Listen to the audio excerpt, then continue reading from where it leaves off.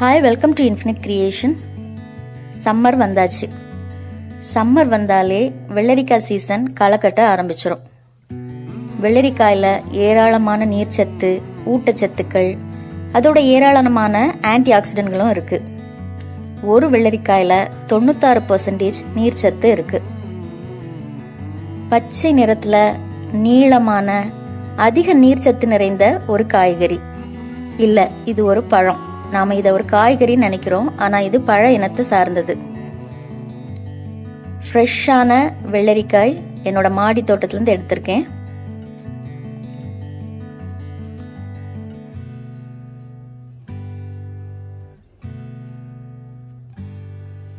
இதை நல்லா வாஷ் பண்ணிட்டு சின்ன சின்ன துண்டுகளா நறுக்கி எடுத்துடலாம்.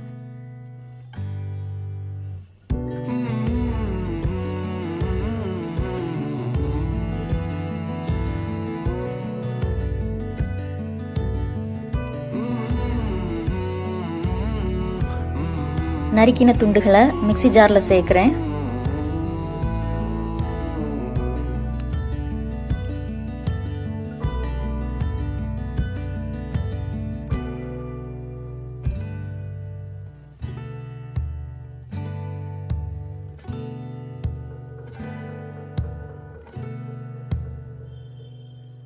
இதோட சின்ன துண்டு இஞ்சி, இதையும் நறுக்கி சேர்த்துடலாம்.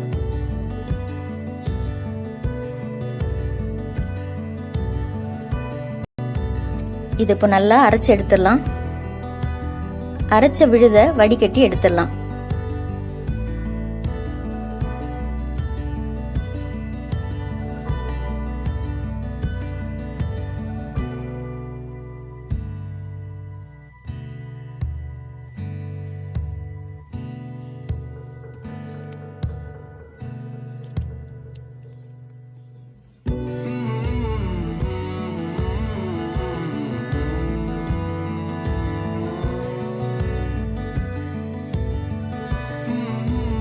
வெள்ளரிக்காய் ஜூஸ் வடிகட்டி எடுத்தாச்சு. இதுல இப்ப சுவை கூட்டுறதுக்காக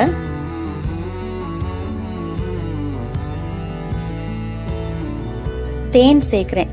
சுத்தமான தேன் 1 ஸ்பூன் சேர்க்கிறேன். நீங்க உங்க தேவைக்கு ஏத்த மாதிரி சேர்த்துக்கலாம்.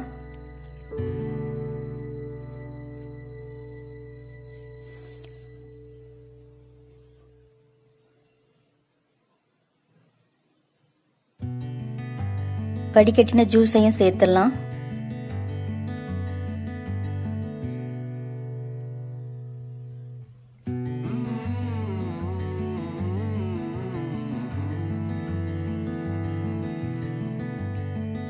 எலுமிச்சை 1/4 துண்டு அளவு சேர்க்கிறேன். அதிகமாக சேர்க்கும்போது புளிப்பு சுவை அதிகமாக இருக்கும்.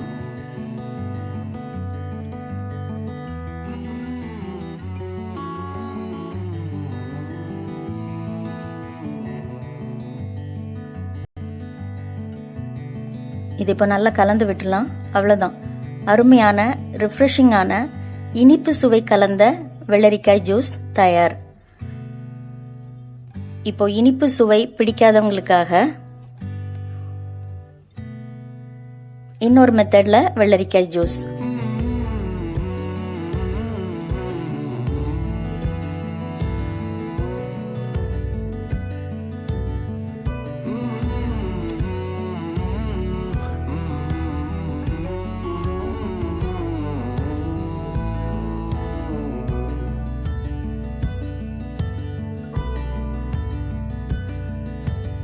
கால் டீஸ்பூன் உப்பு சேர்க்கிறேன். இதை இப்போ நல்லா கலந்து விட்டுலாம். 1/4 மூடி எலுமிச்சை சாறு,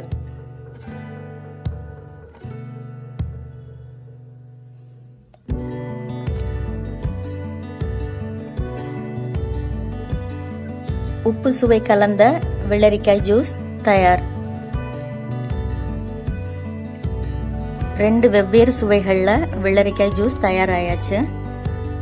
கோடை காலத்துல நிறைய ஜூஸ் எடுப்போம், ஆனா வெள்ளரிக்காய் ஜூஸ் குடிக்கும்போது ஒரு ரிஃப்ரெஷிங்கான டேஸ்ட் கிடைக்கும். இதுல கலோரிஸ் ரொம்பவே குறைவு.